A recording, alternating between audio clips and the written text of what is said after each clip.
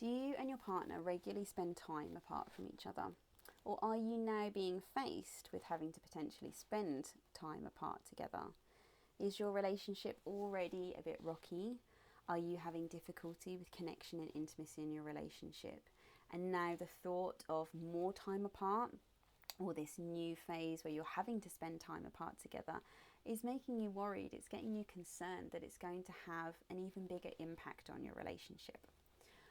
Well, if that's the case, then don't worry, because today's video is all about my 5 tips on how you can still continue to work on improving connection and intimacy even when you're apart. Hello and welcome to my channel. I'm Josephine Snowling. If you haven't been to my channel already, welcome. And my channel is all about how you can begin to consciously create the reality that you desire. Because I truly believe that everybody is capable of this. All we need to do is learn a few tips. We need to have a few changes of perspective. We need to think outside the box a bit. And then it's possible. It's possible to have the reality and the life that you truly desire. And so this is what my channel is all about. My main focus at the moment is about relationships.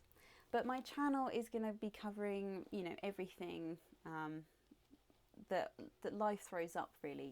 Relationships, career, money, spirituality, parenting, and all sorts in between, really. It's anything that inspires me. That's what I'm going for anyway.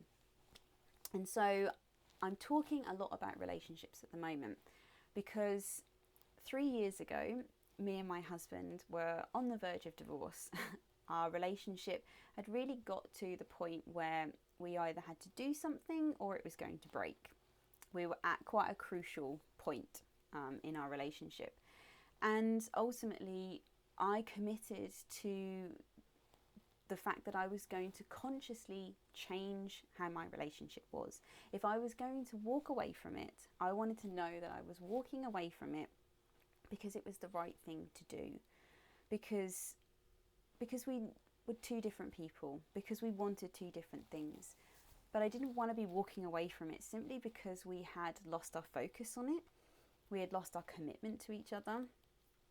And that really all we needed to do was to work on that in order to have the relationship that we knew that we could have. And so fast forward to today, and that's exactly what's happened. Now, no relationship is without its bumps in the road, and it's going to continue like that for the rest of our lives together. But what I know now is that those hurdles that we come across, they don't break us apart anymore. They just make us stronger. And if anything now, I wouldn't say I'm at the point of inviting them yet, kind of trying to get to that position where I'm inviting it in. But when we do have those issues, when we do hit those speed bumps in our relationship, it does just make us stronger. It is a moment for us to grow individually and for us to grow as a couple. And I know that we have a foundation and a base now that supports us to do that. So this is why, for me at the moment, relationship is a really important thing that I want to be talking about, because I have that experience in my own life. So if that interests you, I've already got a week-long series. So I've got a week of videos on my channel already, which you can go and check out, which has loads and loads of tips and ideas and things to get you thinking outside the box and thinking differently, and hopefully really getting your own creative juices flowing when it comes to, thinking what you can do for your relationship. So head over to my channel and check that out if you haven't already. And it's a week-long series all about how you can start your journey towards improving connection and intimacy in your relationship. And like I said, there's lots and lots of practical things in there that you can do and you can tweak, and you can take it and make it your own. But back to today's video. So today's video is all about what you can do when you're not together. Okay. So I've got some notes here, which is why I'm going to be leading in and referring to them. So let's get straight into it. So the first thing that you can do, tip number 1, is And this is all about you. This is all about your internal focus, okay? So what you want to do is you want to, if you're spending time apart with each other, focus on the positive aspects of your relationship, okay? You don't want to be placing your focus on the fact that you're missing that person, that that they're not here, because ultimately what we focus on is what creates our reality. So if we focus on negative things, if we focus on things that we don't want, we're just going to be bringing more of that into our own reality.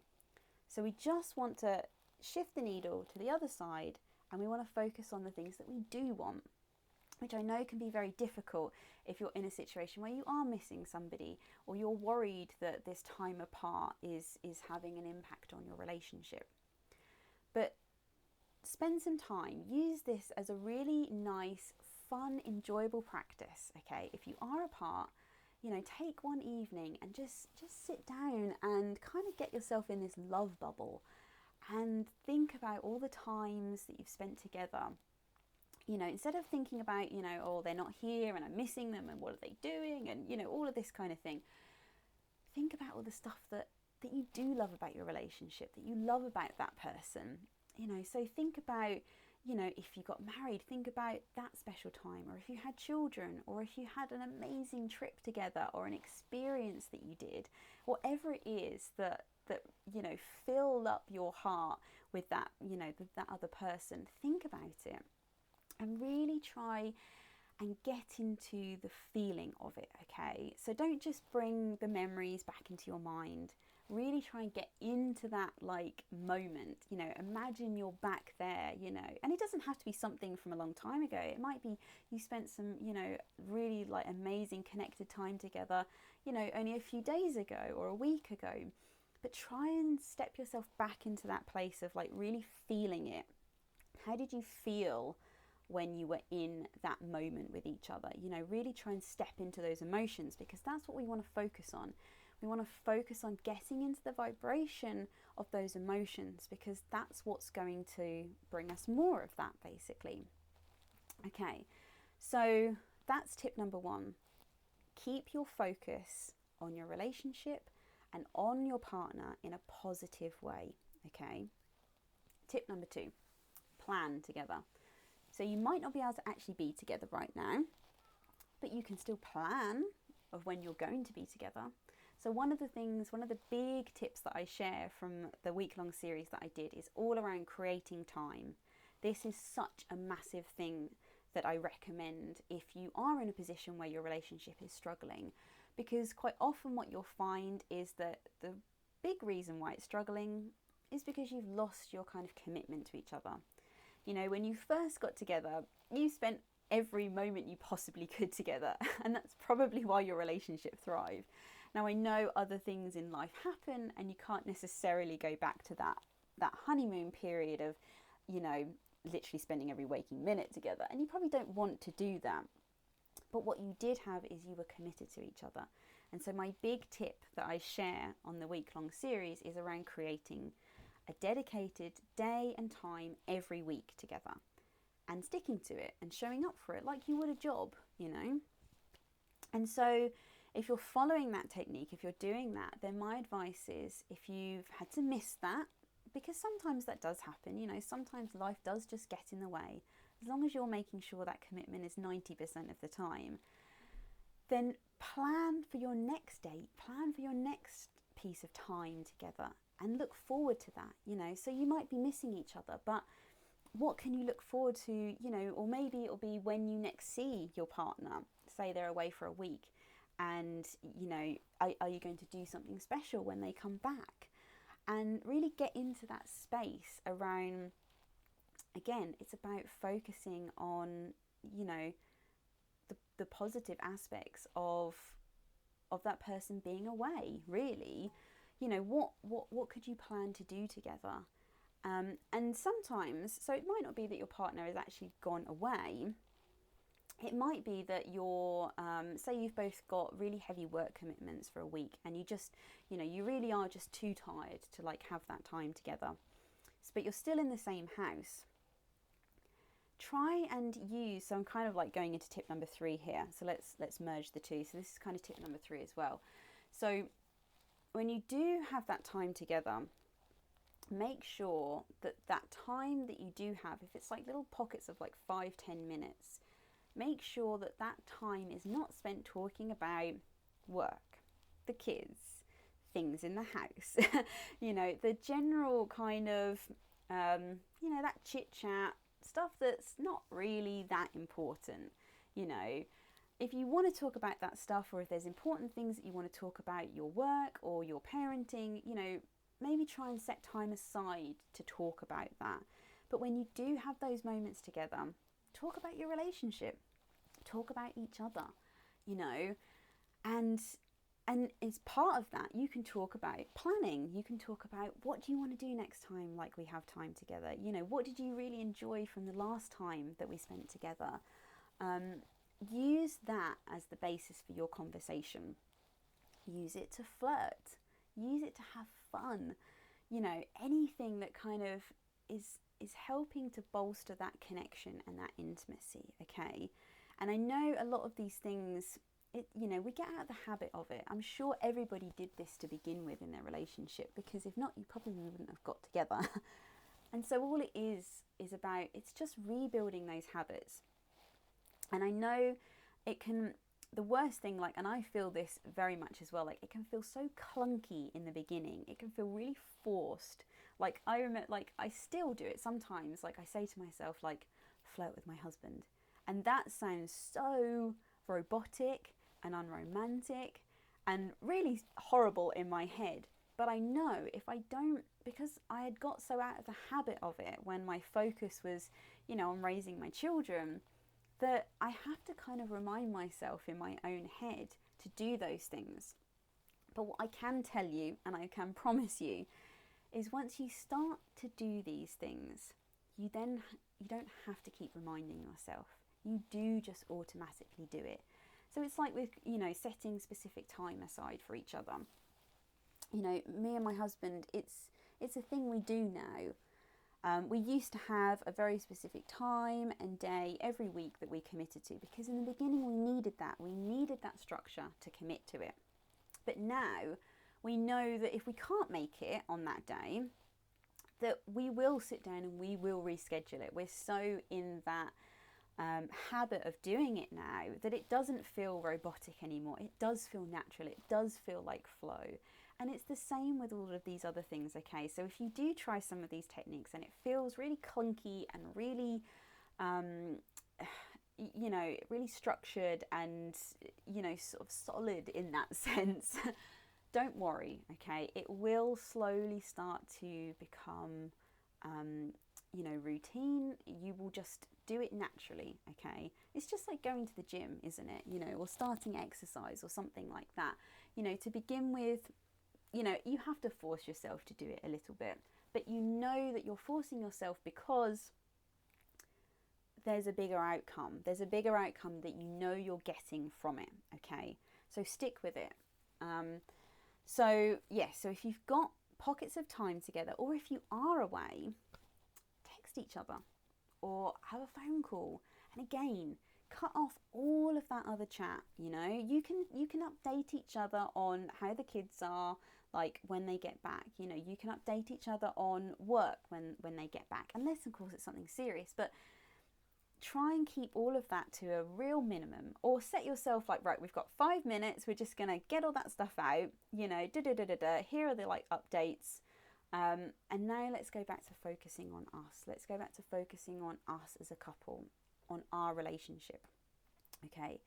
You know, and have fun with it. You know, you could, like I say, you could send, you know, texts to each other. You know, you could send poems, you could send a song. I know it sounds really corny and cheesy, but whatever it is that however you enjoy expressing your feelings and your love for each other, do that, you know, and really focus on that.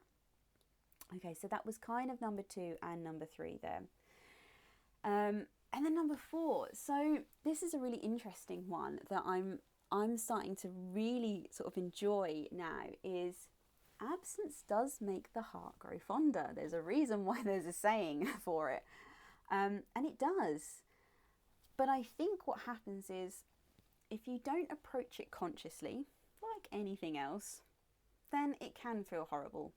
But what I've noticed is actually when me and my husband have time apart, as long as we're approaching it consciously, and again, we're directing where we want our focus to be in that time, that is when time apart actually becomes like something quite important to our relationship, and it actually becomes something that improves our connection and our intimacy. And the reason for that is that because it helps you to refocus, when they're not around. I think you do miss things about them. But what you want to do is we want to shift from being in that kind of longing, like needy sort of state with it, to this like up-leveled version of longing, which kind of like borders on like excitement. So about a year or so ago, my husband went into hospital for a week, and that's actually the longest time we've ever had apart together. And we've been together for, how long have we been together? Like 10, 11 years. So yeah, we really don't spend a lot of time away from each other. And it was, to begin with, it was really hard going, and I was having to look after the girls by myself. And I knew that if I didn't approach this consciously, then I was just going to be an absolute wreck for the whole week, because I just wasn't used to it. And so what I did was I changed my focus to when I was going to see him again. That was what I focused on. I didn't focus on the fact that he wasn't here right now. And of course, obviously, there was, a slight bit of worry because he was in hospital, he was unwell. I just focused on when I could finally go and pick him up from the hospital, like how I was going to feel when I hugged him again after a week. And I tell you what, like when it actually came to the time to go and pick him up, like I was like an excited teenager again. It felt like when we were first together, that like feeling that you got when you were, because you probably would spend more time apart because, you were living in, separate places at that time. And it was amazing. Like I remember driving to the hospital and I was so excited. Like I could not wait to give him a hug because I'd missed him so much. But can you see how it could have been so different? Like I could have like literally been miserable and like this complete emotional wreck. So all it is it's just changing like the focus ever so slightly. So if you are apart, like really use that, like, and I mean, we're even thinking of like incorporating that as something that we consciously add to our relationship, is more time apart, because it's a really good way to get those quite strong feelings like back in. But again, we're doing it in a very like conscious way where we're doing it to support our relationship.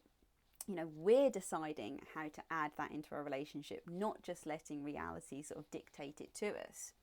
So really try and work on that absence makes the heart grow fonder feeling, okay? Get into that emotion, that feeling. How does it feel when you're going to see your partner again, when you embrace again for like the first time, that first kiss, like again, whatever it is like that you do to to celebrate like seeing each other again, really focus on that, and enjoy that kind of excited longing.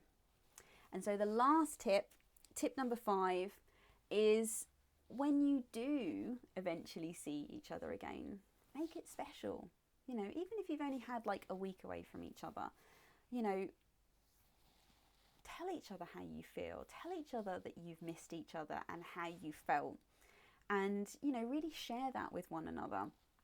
And plan to do something special, It doesn't have to be really lavish, but just, plan to have that time together, and, and almost use it as a good way to like communicate with each other. Like, learn from your partner. How did they feel when they had time away? How did you feel when you had time away? Maybe one person struggled more than the other, and this is the thing. It's all a journey. It's about learning, like, you know, it's throwing the rule book out on how everybody else's relationship works, and it's about getting clear on how you and your partner's relationship works. What works for you, okay? You know, like I say, you know, we're now deciding to consciously maybe like start adding time apart together, because it really does bolster that connection and intimacy for us. But that might not work for you. You know, it might be like something that you both really struggle with, or just one of you. But this is where you can like deep dive, and you can learn more about your partner. You can learn more about yourself and what it is that you want from a relationship.